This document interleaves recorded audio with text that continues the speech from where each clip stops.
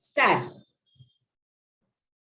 नमस्कार विद्यार्थी मित्रांनो, आज आपण इयत्ता 7वीच्या इतिहासाच्या तासासाठी सारे जमलो आहोत आणि मी तुमची टीचर अस्मिता गवंडी आज तुमच्याशी गप्पा मारणार आहे. ती इतिहासाचा चौथा पाठ, शिवपूर्वकालीन महाराष्ट्र. बालमित्रांनो, आपण मागील तासिकेला पाहिलं होतं शिवपूर्वकालीन भारत आणि भारतामध्ये कशी परिस्थिती होती.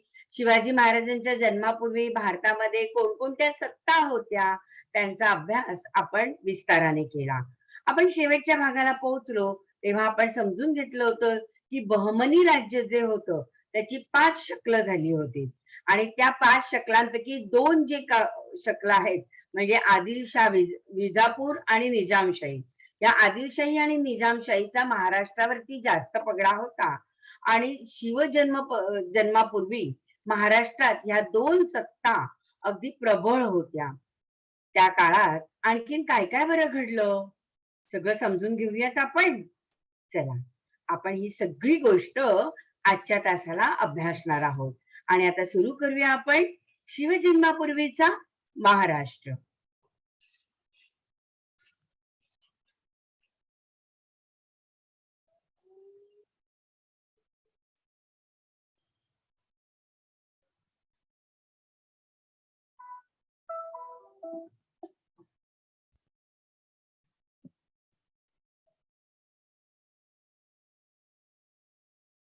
स्क्रीन शेअर करत आहे? नाही टीचर. हा, येईल आता. मी केली आहे शेअर स्क्रीन. आता दिसेलच तुम्हाला.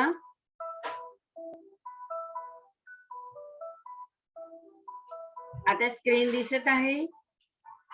हो टीचर.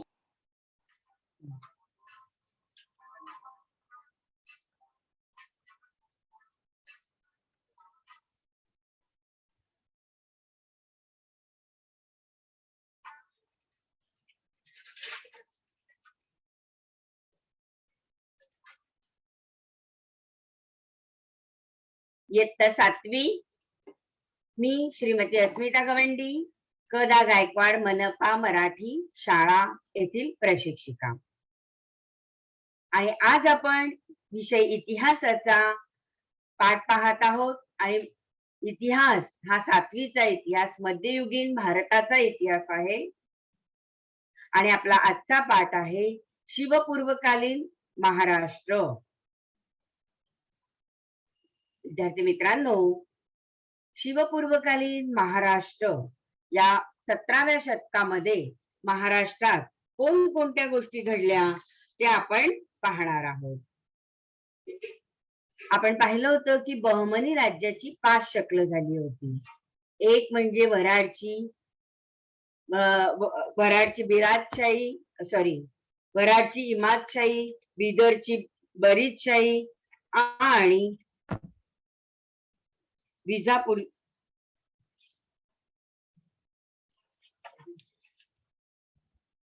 विजापूरची आदिलशाही, अहमदनगरची निजामशाही आणि गोवळकोंड्याची कुतुबशाही अशी बहमनी राज्याची 5 शकलं तयार झाली होती.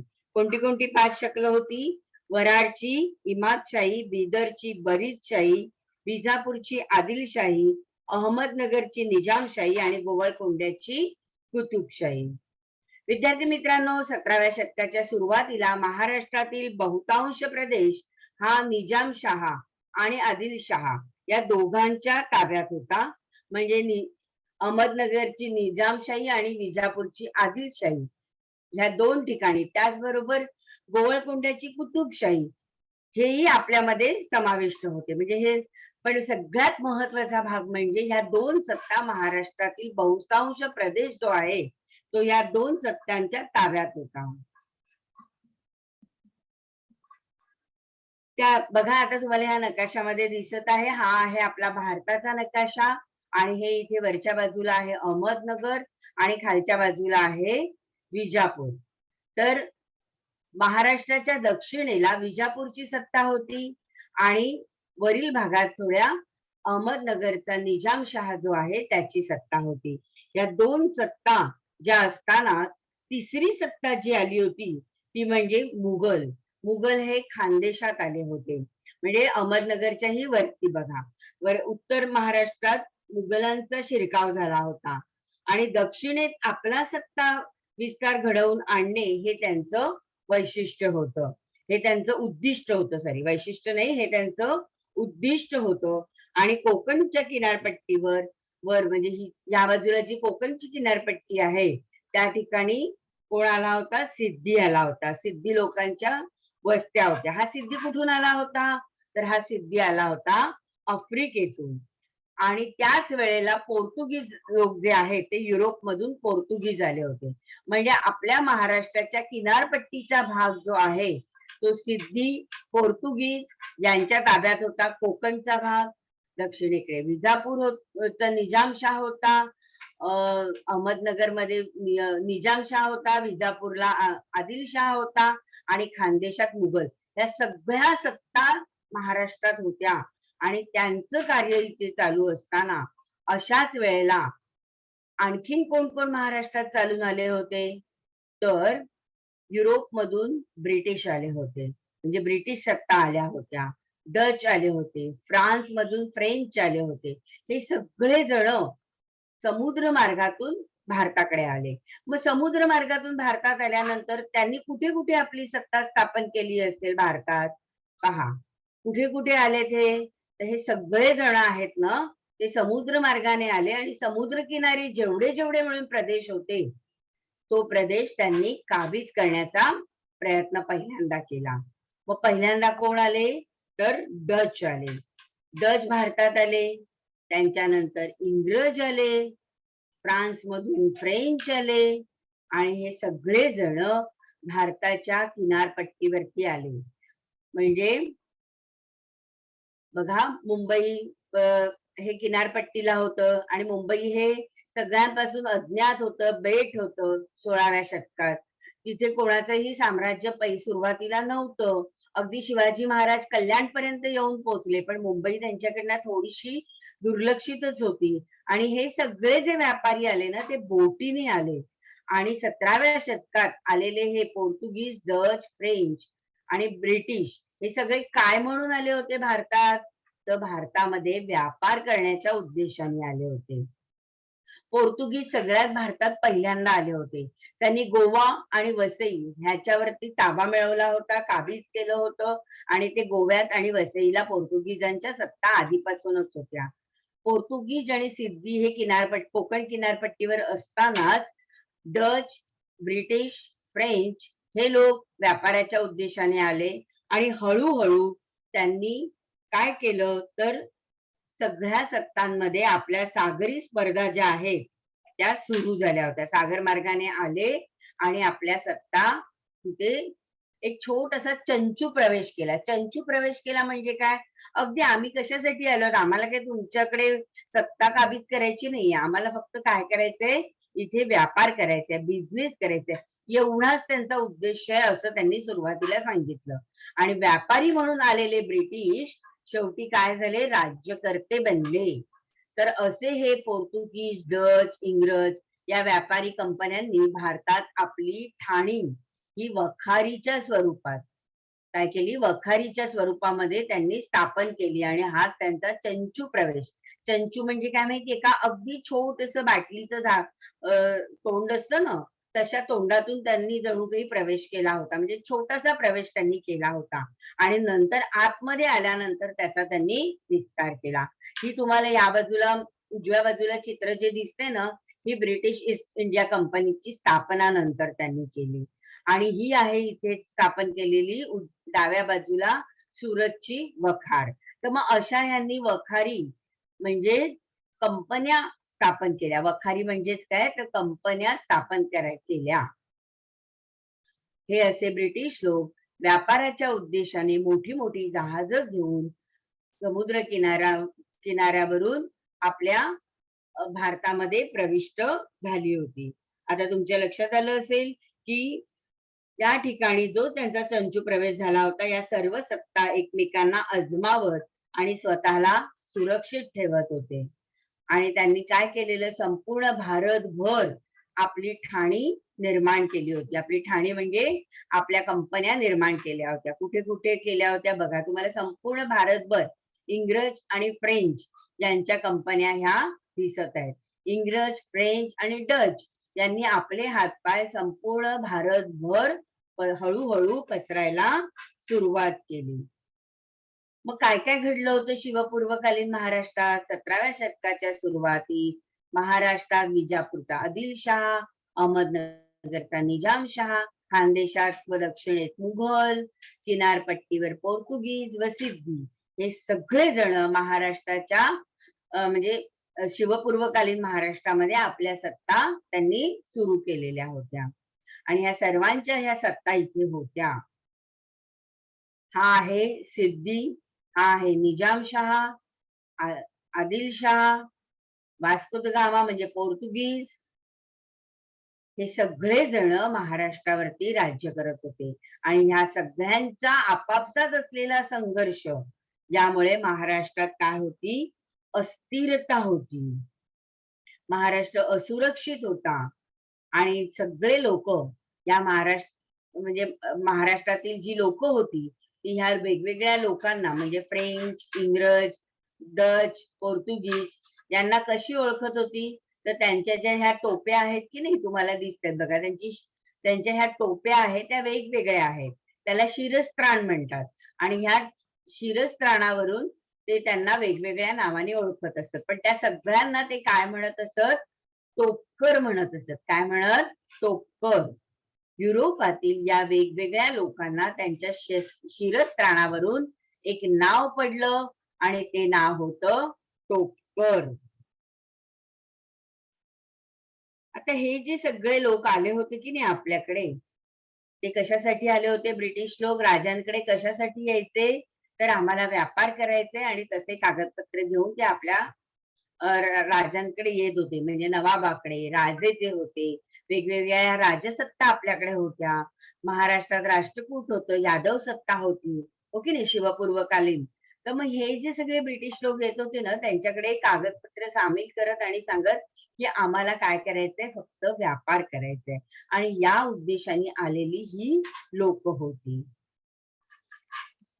आणि त्यांची ही जी दुहेरी राजव्यवस्था होती त्याचे नंतर आपल्याला कालांतराने हळूहळू परिणाम दिसलेले आहेत. ते तुम्ही पुढे इयत्ता 8वीत अभ्यासणार आहात.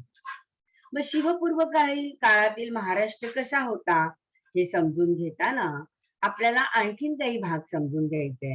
तो म्हणजे शिवपूर्वकालीन महाराष्ट्रात लोकवस्ती कशी होती? शिवपूर्वकालीन महाराष्ट्रात प्रजा कशी होती? म्हणजे तत्कालीन प्रजेची काय स्थिती होती? त्यांचे हाल हवाल कसे होते? ह्या प्रजेचे हाल हवाल आपल्याला समजून घ्यायचे. आणि त्याचबरोबर या प्रजेवर राज्य करणारे जे अधिकारी होते किंवा राज्यकर्ते होते, हे राज्यकर्ते हे कसे होते त्यांचाही आपल्याला आढावा घ्यायचा आहे. मग शिवपूर्व काळातील लोकवस्ती, प्रजा आणि राज्यकर्ते यांच्यातील दुवा म्हणून कार्य करणारे कोण होते? तर अधिकारी होते. म्हणजे जी प्रजा होती आणि जे राज्यकर्ते होते, प्रजा जी होती ती राजांपर्यंत सहज पोहोचत नव्हती. मग त्यांच्यामध्ये पोहोचवण्यासाठी कोण होते मध्ये? तर अधिकारी होते. आणि हे अधिकारी आपल्या प्रजेचे हाल हवाल राजाला सांगत होते आणि राजाचे आदेश होते ते प्रजेपर्यंत पोहोचवण्याचे काम हे अधिकारी करत होते. त्याचप्रमाणे त्यावेळेला काही बाजारपेठा होत्या आणि प्रत्येक गावामध्ये काही कारागीर होते. हे असं वेगवेगळं स्वरूप जर आपल्याला जाणून घ्यायचंय, समजून घ्यायचंय, तर ते समजून घेण्यासाठी आपल्याला जाणून घ्यायला हवं की गाव म्हणजे काय, है ना? काय समजून घ्यायला हवंय?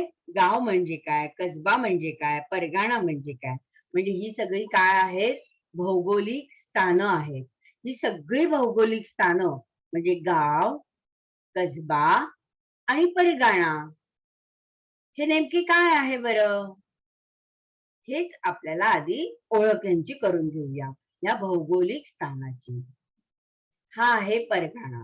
परगणा म्हणजे अनेक गाव त्याच्यामध्ये समाविष्ट झालेली असतात. आता आपण जसं म्हणू की नाही की जिल्हा, जिल्हा म्हणजे काय, तर एक प्रकारचा परगणा. त्या जिल्ह्यामध्ये अनेक तालुके आहेत, अनेक तालुक्यांमध्ये अनेक गावं आहेत, हो ना.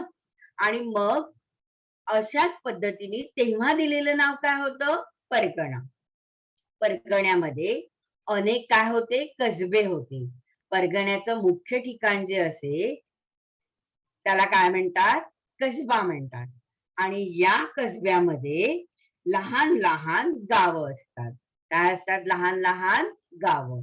या गाव. कसब्यामध्ये असलेल्या लहान गावांना काय म्हणतात, काय म्हणतात, गाव. गावाला मौजा म्हणतात, है ना. मग आता आपण गाव म्हणजे काय, कसबा म्हणजे काय आणि परगणा म्हणजे काय यांची विस्ताराने माहिती घेऊया. मग आधी आपण बघूया, हे जे छोटेसे गाव दिसते ना ज्याला मौजा म्हटलं जातं, ते मौजा समजून घेऊया. हा बघा, परगण्यामध्ये गावापासून अनेक गाव मिळून बनला कसबा, आणि कसब्या अनेक कसबे एकत्र आले की बनतो तो परगणा. आणि ह्याची आपण काय करून घेतो आहोत, ओळख करून घेत आहोत. आता ह्या परगण्यामध्ये असलेलं एक छोटस गाव आहे. या गावात म्हणजे बहुतेक लोक हे कुठे राहतात, तर गावात राहतात. आणि गावालाच काय म्हटलं जातं, मौजा म्हटलं जातं. गावाला मौजा असेही म्हणतात. पाटील हा कोण असतो, गावचा प्रमुख असतो. आणि कुलकर्णी हा महसुलाची नोंद करतो. म्हणजे पाटलाच्या मदतीला कोण आहे, कुलकर्णी आहे. बघा, हा आहे गावचा पाटील, आणि हा आहे गावचा पाटील, आणि त्याला मदत करणारा हा आहे गावामध्ये त्याच्या मदतीला असणारा कुलकर्णी. मग गावामध्ये काही तंटा बखेडा झाला तर शांतता निर्माण करण्याचे काम कोण करत असे, गावचा पाटील करत असे. आणि त्याला त्याच्या कामामध्ये मदत करणारा हा कुलकर्णी असे. गावामध्ये आणखीन काय होतं, तर निरनिराळे कारागीर असत. त्यांच्याकडे वंश परंपरेने त्यांचं काम आलेलं असे. म्हणजे गावचा सुतार, तो त्याचाच मुलगा सुताराचं काम करायचा. गावचा न्हावी असेल तर न्हाव्याचं काम त्याच गावचा त्याचा मुलगाच आहे, तो परंपरेने पुढे त्या गावात न्हाव्याचा व्यवसाय करत असे. तर हे जे व्यवसाय होते बलुतेदारांचे, हे 12 बलुतेदारांचे व्यवसाय हे काय होते, तर त्या त्या गावात वंश परंपरेने चालत होते. आणि मग हे जे व्यवसाय करणारे लोक होते त्यांच्या अन्न पाण्याचं काय, तर गावात असलेले जे शेतकरी होते हे शेतकरी त्यांना अन्न पाणी पुरवत असत.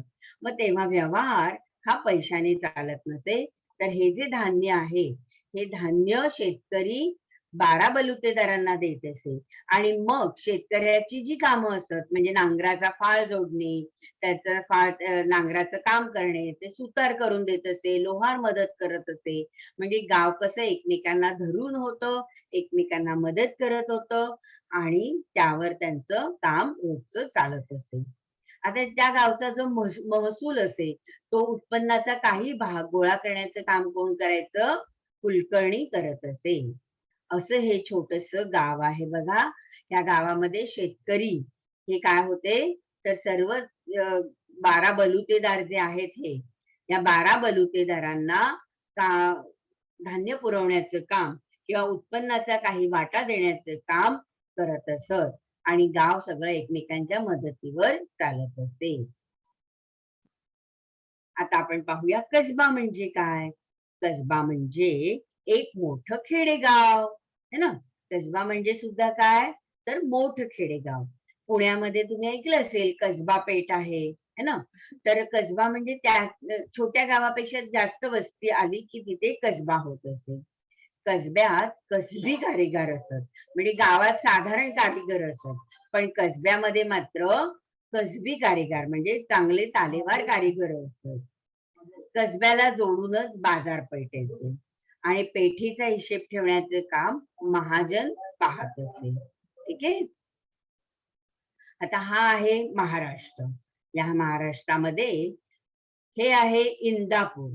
हं, हा इंदापूरमध्ये इंदापूरचं काय आहे? या इंदापूरमध्ये इंदापूर कसबा आहे. हा इंदापूर कसबा. तर बघा, इंदापूर हा काय झाला? परगणा झाला. आणि या इंदापूर परगण्याचा हा आहे इंदापूर कसबा. आता याचप्रमाणे महाराष्ट्रातला दुसरा परगणा बघा, वाईचा परगणा.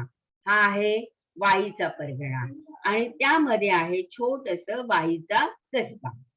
आणि ह्या ठिकाणी वेगवेगळे जे शेतकरी होते ते शेतीची कामं करत असत. म्हणजे गावासाठी कसब्यामध्ये सुद्धा काय असेल तर शेतकरी शेतीची कामं करत, त्याचप्रमाणे त्या गावामध्ये सुद्धा म्हणजे कसब्यामध्ये सुद्धा, कसबा म्हणजे मोठं खेडेगाव आहे, तिथे कसबी कारागीर असत, लोहार, सुतार, है ना, ते सगळे काम कारागीर जसं गावामध्ये गोष्टी चालतात तशाच कसब्यामध्ये पण चालतात. तर या ठिकाणी सुद्धा गावकऱ्यांच्या मदतीला हे जे लोहार, सुतार, चांभार, न्हावी हे सगळे जे कारागीर होते, हे कारागीर काम करत असत आणि त्यांना शेतकरी आपला शेतीच्या उत्पन्नातला काही भाग देत असत. अशा पद्धतीने सगळं काम तिथे गुण्या गोविंदाने चालत असे. याच ठिकाणी पेठेत बाजारपेठ असायची. ही जी बाजारपेठ आहे की नाही, ती कसब्याच्या ठिकाणी मोठ्या मोठ्या अशा बाजारपेठी असत. आणि या पेठेचे हिशेब ठेवण्याचे काम कोण करायचं? तर महाजन करायचे, व्यापारी. महाजन म्हणजे कोण? सावकार लोक जे असतात ना, त्यांना महाजन म्हणायचे. महाजन काय करायचं की शेतकऱ्यांना काही उसने पैसे हवेत, कर्जाऊ पैसे हवेत, तर ते देण्याचे काम, व्याजावरती पैसे देण्याचे काम कोण करायचे? महाजन करत असत. आता बघा, तुम्हाला माहितीये का की महाराष्ट्रातील पुणे, या पुण्याजवळ असलेलं पाषाण, या पाषाणमध्ये जिजामाता म्हणजे जिजामाता यांनी एक बाजारपेठ बसवली आणि त्याच बाजारपेठेचं नाव आहे जिजापूर. जिजापूर नावाची जी बाजारपेठ आहे ती वीर माता जिजामाता यांनी बसवली होती आणि ती कुठे आहे? पाषाण येथे आहे. अशा आणखीन काही बाजारपेठा आहेत बघा. एक आहे मालपुरा, दुसरी खेलपुरा, तिसरी परसपुरा आणि विठपुरा. मग बाजारपेठा ज्या आहेत त्यांना अशी नावं आहेत बघा, मालपुरा, खेलपुरा, परसपुरा, विठपुरा. मग ह्या कोणी बरं बसवल्या बाजारपेठा? तर मालपुरा मालोजी राजांनी बसवलेली जी बाजारपेठ आहे तिचं नाव आहे मालपुरा. खेलपुरा खेलाजींनी बसवली होती. परसपुरा परसोजींनी बसवली होती आणि विठपुरा विठोजी यांनी बसवली होती. तर ह्या सगळ्या ज्या बाजारपेठा आहेत, या सगळ्या बाजारपेठा कुठे आहेत बरं? तर या बाजारपेठा आहेत महाराष्ट्रातील औरंगाबाद येथे. आणखीन तुम्हाला विद्यार्थी मित्रांनो माहितीये का? पुण्याजवळ खेड जे आहे, पुण्याजवळचं खेड, तिथे शिवापूर नावाची बाजारपेठ आहे आणि ती शिवाजी महाराजांच्या नावाने वसवलेली बाजारपेठ होय. आता आपण जाणून घेऊया परगणा म्हणजे काय. तर परगणा तयार होत असे.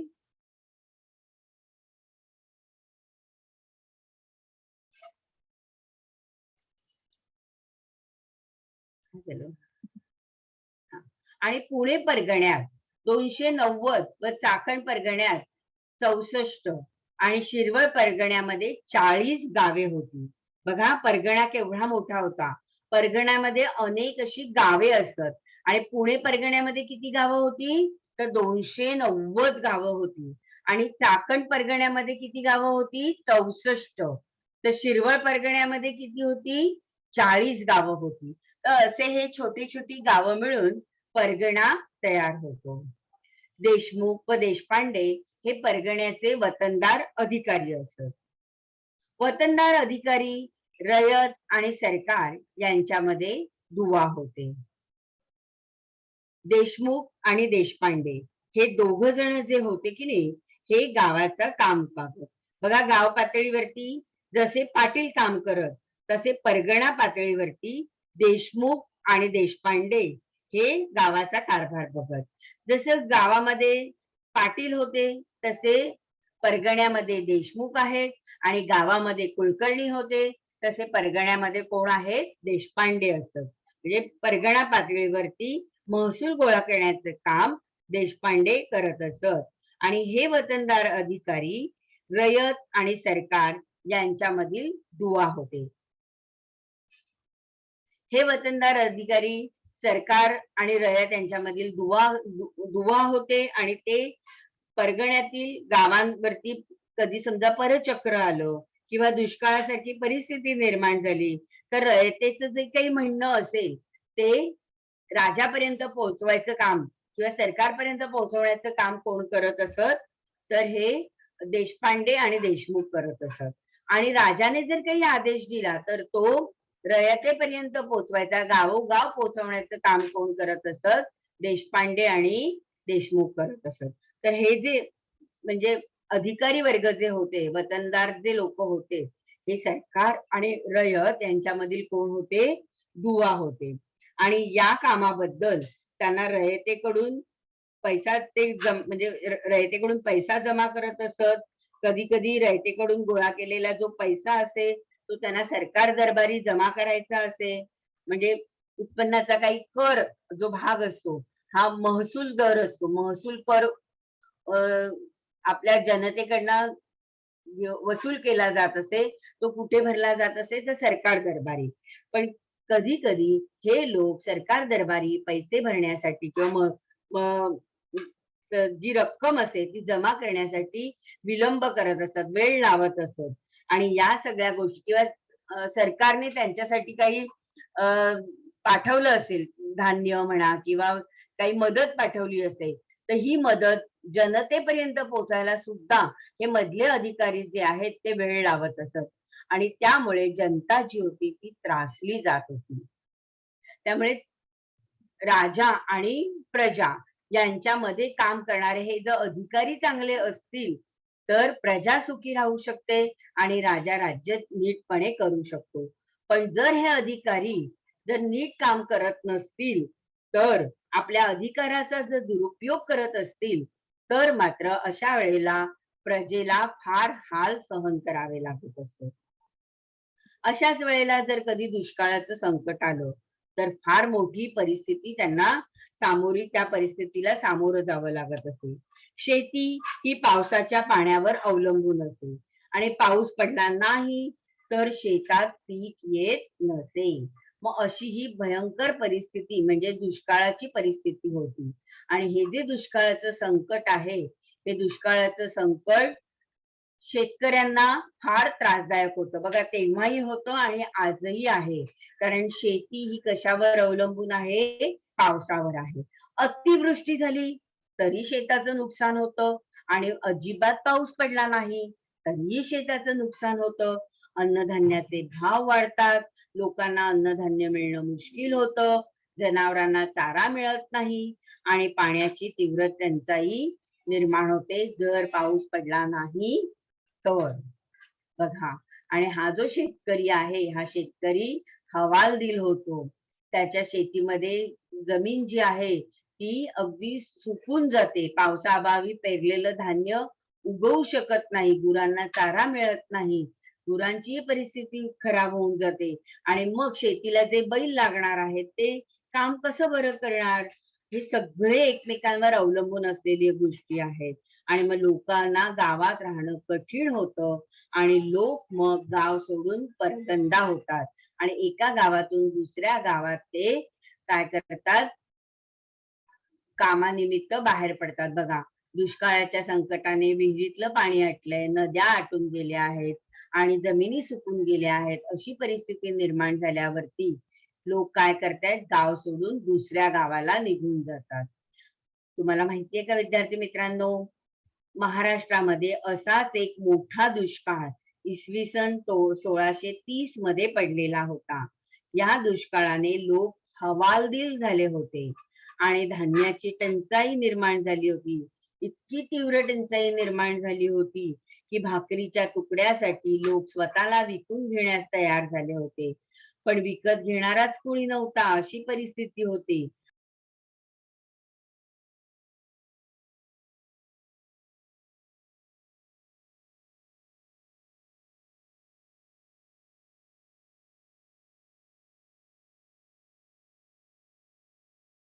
पडलेला हा जो मोठा दुष्काळ होता 1630 मध्ये, या दुष्काळाने लोक अगदी हवालदिल झाले होते आणि धान्याची टंचाई निर्माण झाली होती आणि लोक स्वतःला विकून घ्यायला निघाले होते, पण विकत घेणाराच कोणी नव्हता आणि अशी एकदम हवालदिल परिस्थिती निर्माण झाली होती. यामध्ये कुटुंबाच्या कुटुंब उद्ध्वस्त झाली होती, गुरंढोरं मेली होती, शेती व्यवसाय अगदी पार खचून गेला होता, उद्योगधंदेही खचून गेले होते.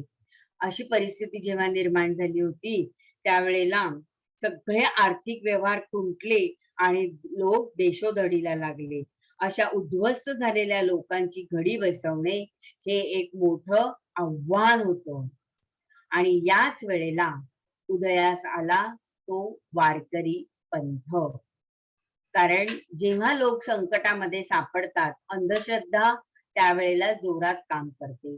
जेव्हा दुष्काळाचं संकट येतं, त्यावेळेला कर्मकांड आणि अंधश्रद्धा आणखीन जोरात वाढल्या जातात. कारण हवालदिल झालेला जो माणूस आहे, जो संकटांनी ग्रासलेला माणूस आहे, तो कुठे वळतो? तो अंधश्रद्धेकडे वळतो. आणि हे जे बुवाबाजी करणारे लोक असतात, ते त्याचा फायदा उठवतात आणि हवालदिल झालेल्या, त्रासलेल्या, गांजलेल्या लोकांना काहीतरी गोष्टी विचित्र सांगून त्यांना कर्मकांड करण्यासाठी आणि अंधश्रद्धेला बळी पाडतात. तुम्हाला म्हणजे जे सांगितलं जातं की तुम्ही अमुक एक करा, तमुक एक करा. अ, त्या ज्या गोष्टी आहेत म्हणजे कोंबडं कापून द्या, लिंबू मिरची वाळा, अशा विचित्र विचित्र गोष्टी ज्या सांगितल्या जातात, त्या सगळ्या अंधश्रद्धा निर्माण करणाऱ्या गोष्टी असतात. आणि ह्या श्रद्धेचा पगडा समाजावरती जबरदस्त झाला होता. आणि लोक जे आहेत, हे लोक दैववादाच्या आहारी गेले होते. दैववाद म्हणजे नशीब. माझं काय नशिबात वाढलंय, ते कर्म विसरले आणि दैववाद सुरू झाला होता. अशाच परिस्थितीत एक गोष्ट घडली, ती म्हणजे त्यावेळेला समाजात एक चैतन्य निर्माण करणारा वारकरी पंथ निर्माण झाला. आणि हा जो वारकरी पंथ होता, यांनी महाराष्ट्राचं प्रबोधन करण्याचं काम केलं होतं. बघा, आणि हे जे सगळे वारकरी पंथातले संत होते, या संतांचं कार्य काय बरं होतं? तर ह्या संतांचं कार्य होतं अंधश्रद्धा व कर्मकांड यांचा जो समाजावर जबरदस्त पगडा होता, त्यातून लोक जे दैववादाच्या आहारी गेले होते, प्रयत्नशीलता त्यांची जी थंडावली होती आणि रयतेची स्थितीची फारच हलाखीची झाली होती महाराष्ट्रामध्ये, तिथे समाजात चैतन्य निर्माण करण्याचे काम हे महाराष्ट्रातील संतांनी केलं. म्हणजे महाराष्ट्रातील समाजाला, रयतेला अंधश्रद्धा आणि कर्मकांडांपासून बाजूला करणं, दैववादापासून बाहेर काढणं आणि त्यांना प्रयत्नशील बनवणं, हे काम करण्याचं काम कोणी केलं? संतांनी केलं. कोण कोण संत होते महाराष्ट्रात सांगा बरं तुम्ही? तुम्ही सांगा मला विद्यार्थी मित्रांनो, की महाराष्ट्रात असे कोण संत होऊन गेले, की ज्यांचं काम 16व्या शतकापर्यंत म्हणजे 12व्या शतकापासून 16व्या शतकापर्यंत जे संत होऊन गेले, त्या संतांनी महाराष्ट्राला तारलं होतं. त्या संतांची नावं माहिती आहेत तुम्हाला? बरं, तुमचे माईक बंद असावेत म्हणून आपण पुढे जाऊया. महाराष्ट्रात संत नामदेव आणि संत ज्ञानेश्वर यांच्यापासून सुरू झालेली ही संत परंपरा. समाजाच्या संत परंपरेमध्ये समाजातील सर्व स्तरातील लोक होते. संत गोरोबा, संत सावतामाळी, संत नरहरी सोनार, संत नामदेव, संत तुकाराम, संत सेनानावी, संत चोखोबा, असे अनेक संत जे आहेत, हे संत महाराष्ट्रात होऊन गेले. संत सोयराबाई, संत निर्मळाबाई, कान्होपात्रा, जनाबाई, बहिणाबाई. बहिणाबाई म्हणजे ह्या संत तुकारामांच्या शिष्या बरे का. बहिणाबाई चौधरी असा उल्लेख इथे नाही, हे लक्षात घ्या. या आहेत संत तुकारामांच्या शिष्या संत बहिणाबाई. तर बहिणाबाई सिऊरकर यांसारख्या किंवा मुक्ताबाई अशा अनेक स्त्रियाही या सत्संगामध्ये होत्या. त्यांचंही याही संतांचं कार्य खूप मोठं होतं. या संतांचं चळवळीचं केंद्र होतं ते पंढरपूर आणि त्यांचं दैवत होतं ते म्हणजे विठ्ठल. विद्यार्थी मित्रांनो, पंढरपुरात चंद्रभागा नदीच्या काठी हे वारकरी संप्रदाय आहे बघा. म्हणजे चंद्रभागा नदीच्या काठीच काय आहे, ही जी भीमा नदी आहे की नाही, हीच पुढे कोणती नदी झाली आहे, पंढरपूरमध्ये आली तेव्हा तिचं नाव झालं चंद्रभागा. का झालं हिचं नाव चंद्रभागा? कारण तिचं जे वळण आहे ते चंद्राच्या कोरीप्रमाणे होतं. म्हणून ह्या पंढरपूरच्या तीर्थस्थाना शेजारी ही जी नदी वाहत आहे तिचे नाव आहे चंद्रभागा. आणि चंद्रभागेच्या काठी ही सर्व संत मंडळी आणि वारकरी भक्ती सागरात न्हाऊन निघत असत. अगदी आजही हे वारकरी आषाढीच्या वारीला जातात, कार्तिकी वारीला जातात. आपल्याला आषाढी वारी सगळ्यांना माहिती आहे, हो की नाही? आणि हे सगळे कीर्तनकार भजन कीर्तन सहभोजन यांच्या माध्यमातून ते काय करत असत, तर समतेचा प्रसार करत असत. म्हणजे आपल्या भजनातून आपल्या कीर्तनातून ते काय करत असत, लोकांचं प्रबोधन करत असत. आणि सहभोजन काला केला जात असे. सगळं अन्न एकत्र करून पुन्हा ते त्याचं वाटण केलं जात असे, त्याला काला असं म्हणतात. आणि यातून ते काय करत होते, की तुम्ही आम्ही एकच आहोत, समान आहोत, आणि हा समतेचा प्रसार करत होते. विद्यार्थी मित्रांनो, हे सगळे वारकरी जेव्हा एकरूप होऊन जातात तेव्हा ते संतांच्या म्हणण्याप्रमाणे संतांच्या पावलावर पाऊल ठेवून चालतात. आणि त्यामुळे काय होते, की समाजामध्ये जे संतांनी चैतन्याचं वातावरण निर्माण केलं, त्यामुळे समाजातील अंधश्रद्धा निघून जाण्यासाठी एक मोठं कार्य संतांचं झालं होतं. आता आपण प्रत्येक संतांनी काय काय कार्य केलं ते पाहूया. संत नामदेव हे आद्य मराठी आत्मचरित्रकार आहेत. संत नामदेव हे वारकरी संप्रदायातील एक श्रेष्ठ संत. ते कुशल संघटक होते, उत्तम कीर्तनकार होते आणि कीर्तनाच्या माध्यमातून जाती जातीमधील स्त्री पुरुषांना एकत्र करून त्यांच्यात समतेची भावना जागवली. नाचू कीर्तनाचे रंगी, ज्ञानदीप लावू जगी, ही त्यांची प्रतिज्ञा होती. त्यांची अभंग रचना प्रसिद्ध आहे. अनेक संतांवर आणि सर्वसामान्य लोकांवर शिकवणीचा प्रभाव होता. ते आपल्या विचारांचा प्रसार करत पंजाब पर्यंत गेले होते. त्यांनी लिहिलेला गुरु ग्रंथ साहिब या ग्रंथात म्हणजे त्यांनी हिंदी पद सुद्धा लिहिली.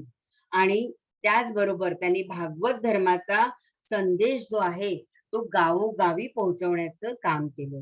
विद्यार्थी मित्रांनो, लक्षात घ्या की पंढरपूर येथे विठ्ठलाच्या महाद्वारासमोर एक चोखामेळांची समाधी बांधली गेलेली तुम्ही पाहिली असेल.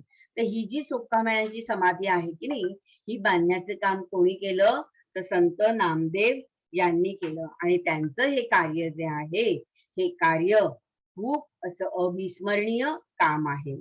आणि संत नामदेव हे पूर्ण भारतभर फिरले होते आणि पूर्ण भारतभर त्यांनी भागवताचा प्रचार करण्याचं एक मोठं काम केलं होतं.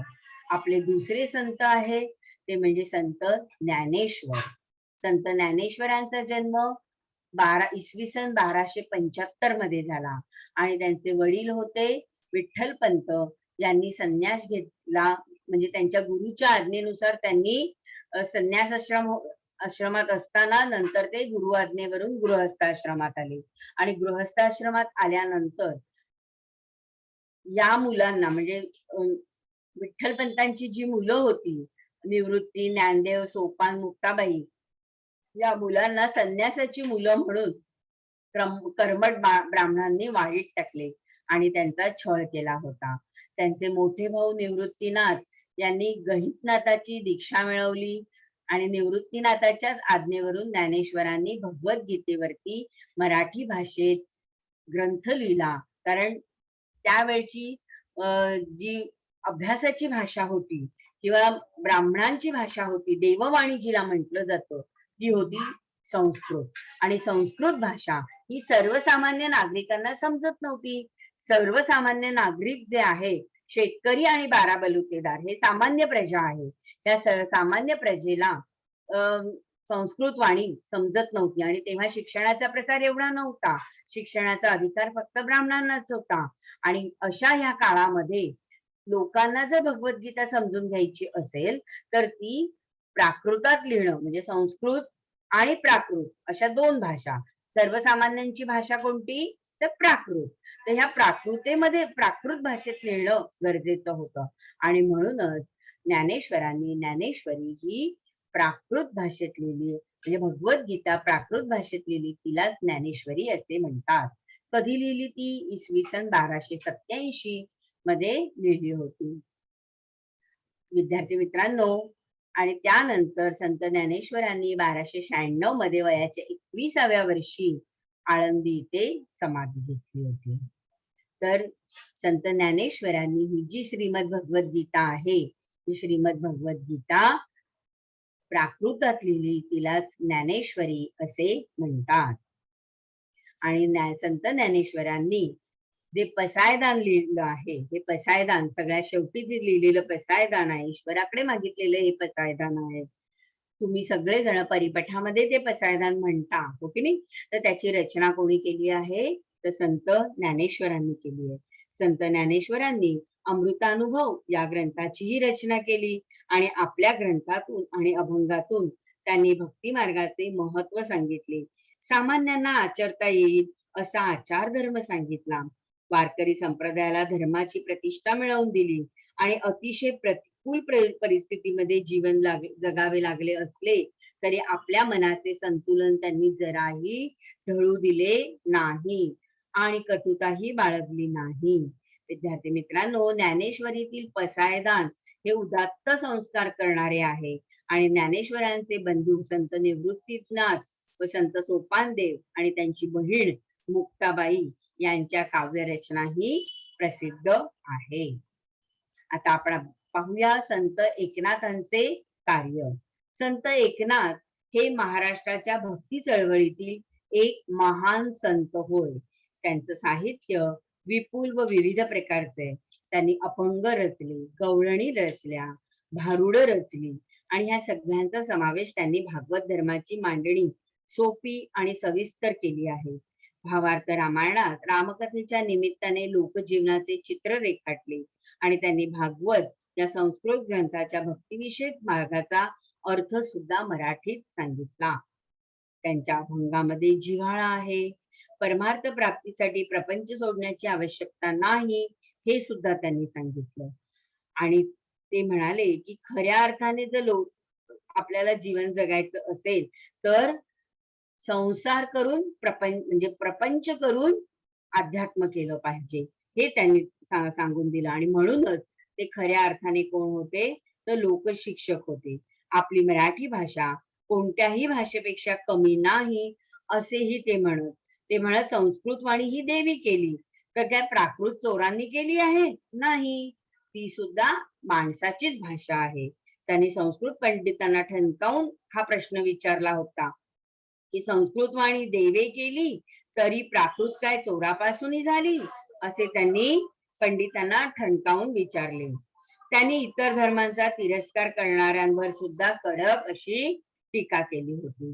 तर असे होते संत एकनाथ. विद्यार्थी मित्रांनो, लक्षात घ्या, संत एकनाथांचं प्रसिद्ध भारुड आहे अग ग ग ग विंचू चावला, है ना? ऐकले की नाही तुम्ही? तर त्या भारुडामध्ये सुद्धा त्यांनी एकदम लोकांना त्यांच्या लोकशिक्षण देणारं असं ते भारुड आहे आणि नक्कीच तुम्ही तेही ऐकलं नसेल तर आणि समजून घ्या. आता पुढचे संत जे आहेत ते संत तुकाराम. संत तुकाराम हे शिवाजी महाराजांच्या काळातले संत म्हणजे 16व्या शतकातले संत होऊन गेले. हे पुण्याजवळील देहूगावचे संत. त्यांची अभंग रचना प्रसन्न आणि प्रासादिक आहे. त्यांच्या अभंगांना श्रेष्ठ कवित्वाची उंची लाभली आहे. संत तुकारामांची गाथा ही मराठी भाषेचा अमोल असा ठेवा आहे. जे का रंजले गांजले त्याची म्हणे जो आपुले असं ते सांगत. त्याची म्हणे तोची साधू ओळखावा देव तेथेची जाणावा.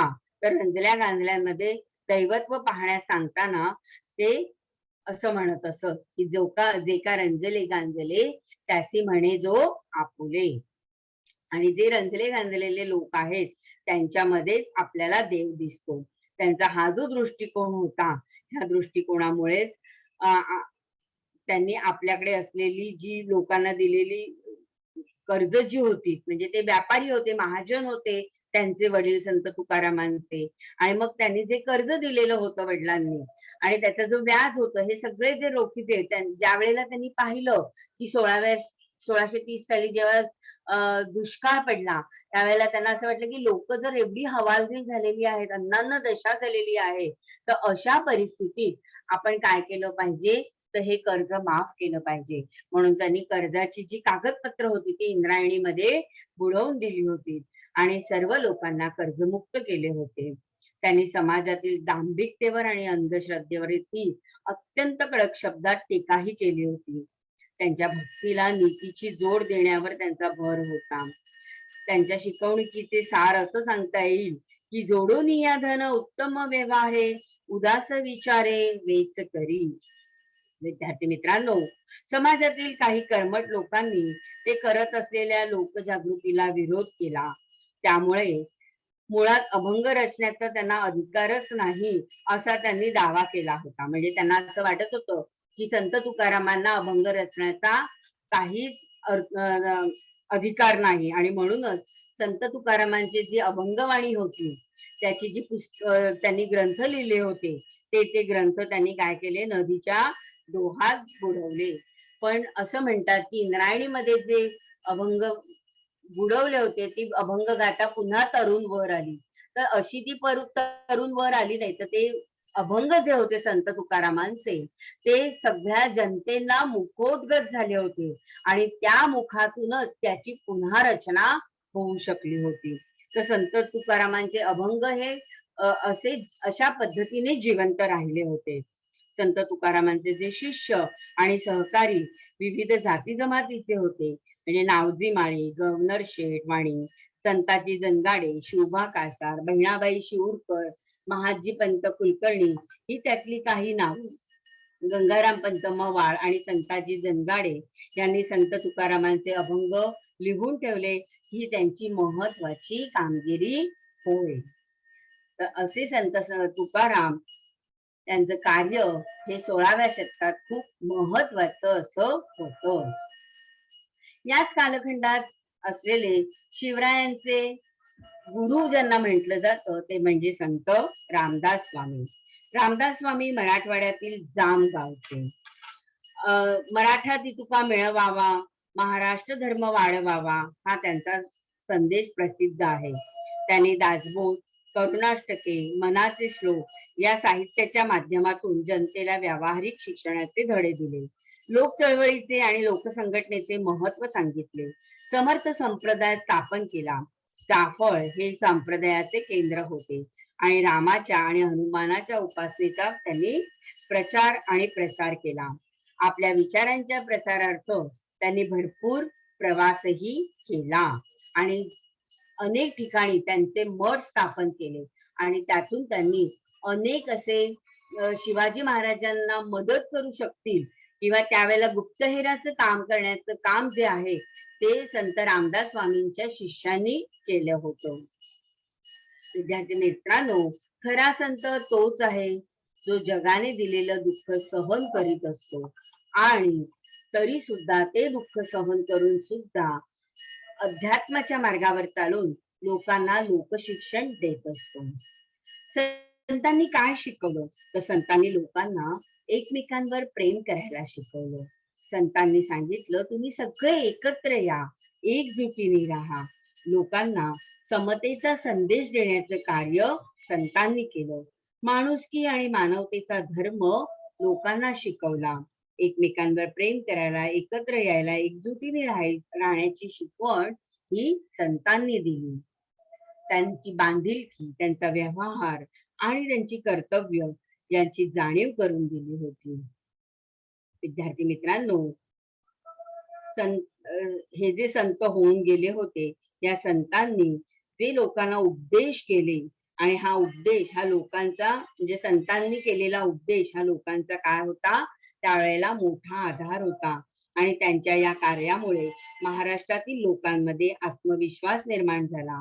समाजात धर्माची जी अवनीती होत होती, अशा वेळी संतांनी पुढे येऊन समाजाचे रक्षण केले आणि ते धर्माचा खरा अर्थ सांगून राहिले. ते लोकांमध्ये राहून त्यांची सुख-दुःख समजावून घेत आणि भक्ती मार्गाचा पुरस्कार करू लागले. अशा वेळी समाजातील काही कर्मठ लोक त्यांना विरोधही करत असत. पण हा विरोध सहन करून म्हणजेच आपल्या कर्तव्याचा एक भाग आहे असं मानून संत लोक काय करत असत, तर आपलं कार्य नेटाने पुढे नेत असत. याच वेळेला तुकाराम महाराज असं म्हणतात, तुका म्हणे तोची संत सोशी जगाचे आघात. शास्त्री पंडिताच्या अवघड भाषेतील धर्माला संतांनी सर्वसामान्य भाषेत आणले. दैनंदिन व्यवहारातील भाषेत त्यांनी परमेश्वराची आळवणी केली आणि परमेश्वरापुढे सर्व समान आहेत अशी भूमिका घेतली. वर्ण आणि जातीचा अहंकार बाजूला सारून एकमेकांना परमेश्वराची लेकरे या स्वरूपात त्यांनी पाहायला शिकवले आणि म्हणूनच संतांचं कार्य हे फार महान आहे. कांदा मुळा भाजी अवघी विठाई माझी, असं संत सावळा महाराज हे मळ्यामध्ये काम करता करता म्हणत असत. म्हणजे जनजीवन रोजचं जे जगता जगता त्यांनी संतांनी हे लोकशिक्षणाचे काम सुद्धा मोठं केलेलं आहे. हे ते संतांच्या दैनंदिन जीवनातल्या अन्य प्रकारच्या कामांनाही लागू आहे. संत आपले व्यवसाय सांभाळून भक्ती, उपदेश आणि कवित्व करत होते. विद्यार्थी मित्रांनो, लक्षात घ्या संतांचं कार्य काय होतं, तर संतांनी लोकांच्या मनात आपला प्रदेश, आपली भाषा, आपले साहित्य, आपली संस्कृती याविषयी स्वत्व भावना निर्माण केली.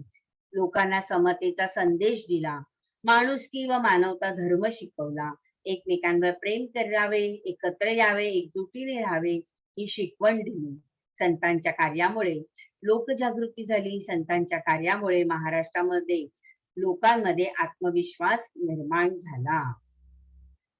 विद्यार्थी मित्रांनो, याच वेळेला सामाजिक, आर्थिक आणि राजकीय अशी शिवपूर्वकालीन जी महाराष्ट्रातली स्थिती होती, ही सामान्यतः कशी होती ती पहा.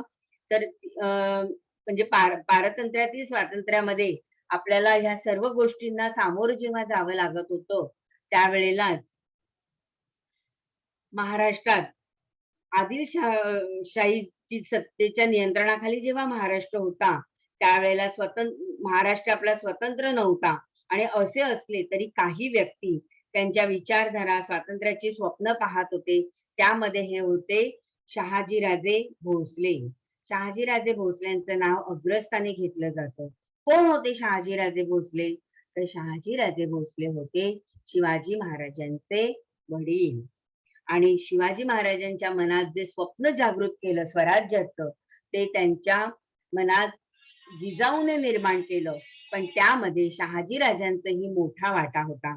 शहाजी राजांना सुद्धा वाटत होतं की आपला महाराष्ट्र जो आहे हा स्वराज्य तिथे निर्माण झालं पाहिजे आणि ह्या स्वराज्याची संकल्पना निर्माण करणारे हे शहाजी राजे, त्यांनी आपल्या विचारांचं मूळ हे शिवाजी महाराजांच्या मनात छानपैकी रुजवलं आणि त्यानंतर शिवाजी महाराजांनी स्वराज्य कसं निर्माण केलं हे आपण पुढील भागामध्ये अभ्यासणार आहोत.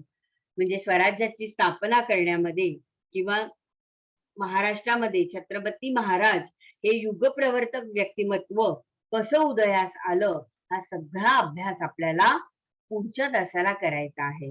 पुढच्या तासाला आपण आणखीन काय काय पाहणार आहोत माहितीये तुम्हाला? शिवरायांची एक जी गोष्ट आहे ती मी तुम्हाला इथे आता दाखवते. ती म्हणजे याच काळामध्ये शिवरायांनी काय काय गोष्टी केल्या होत्या त्या आपण आता पाहूया. एक झलक तुम्हाला दाखवते शिवरायांनी केलेल्या कामाची.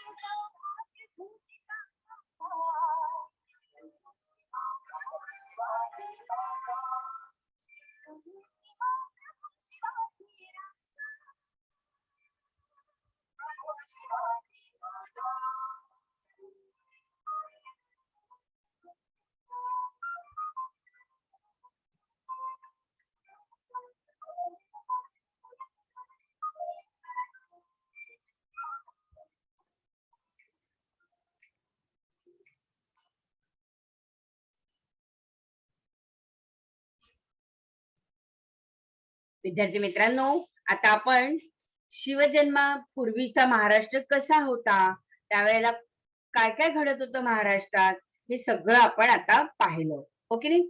तर विद्यार्थी मित्रांनो, मला आता सांगा की तुम्ही जो हा भाग पाहिलात यामध्ये मौजा कशास म्हणतात? आता तुमचं उत्तर आली पाहिजेत. प्रश्न मी तुम्हाला घेते, तर तुमचे माईक तुम्ही सुरू करणार आहात आणि मला सांगणार आहात मौजा कशास म्हणतात?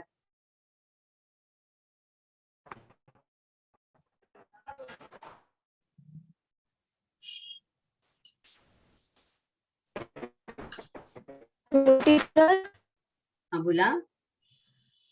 आई मौजा गावाला म्हणतात. आवाज येऊ दे तुमचं जरा नीट. मौजा कशाला म्हणतात? मौजा गावाला म्हणतात. हा, अगदी बरोबर. मौजा गावाला म्हणतात. पुणे जिल्ह्यातील परगाणा जे आहे ना, इंदापूर परगाणा, तर हे जे इंदापूर परगाणा होतं, त्या इंदापूर परगाण्यामध्ये कोणता कसबा होता?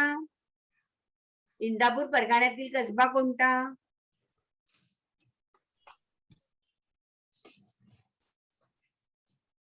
त्या कसब्याचं नाव काय?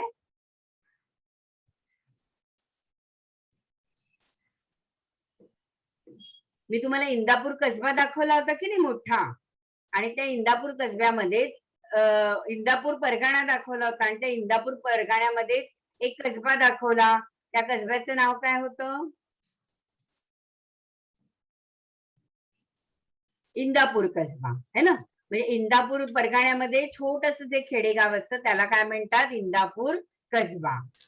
आणि वाई परगाण्यामध्ये आहे वाईचा कसबा, म्हणजे एक वाई परगाण्यातलं एक छोटं गाव येतं त्याला कसबा म्हणतात, आणि त्या कसब्यामध्ये अनेक गावं येतात त्याला काय म्हणतात? छोटी छोटी गावं असतात, ती म्हणजे मौजा. ओके. आता मला सांगा, संतांनी कोणते कार्य केले?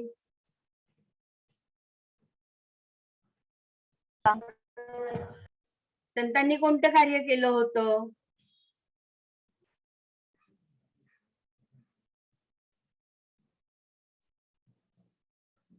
आपण आता सगळा पाठ पाहिला की नाही, आणि तुम्ही छान अभ्यासला, तर संतांचं कार्य सांगा कोणतं होतं? संतांनी लोकशिक्षणाचं काम केलं, आणि संतांनी त्यावेळेला त्रस्त झालेल्या जनतेला प्रबोधनाचं काम करून एकजूट आणि एक बांधिलकी बांधण्याचं काम केले होते. ठीक आहे. तुम्ही संपूर्ण पाठ नीट पाहिला आहे. आता मला वाटतं तुम्हाला छानपैकी पाठ समजला असेल. आता आपण पुढच्या तासाला पुन्हा भेटणार आहोत. इथेच थांबूया. तुमचे काही प्रश्न आहेत का? हॅलो. हॅलो.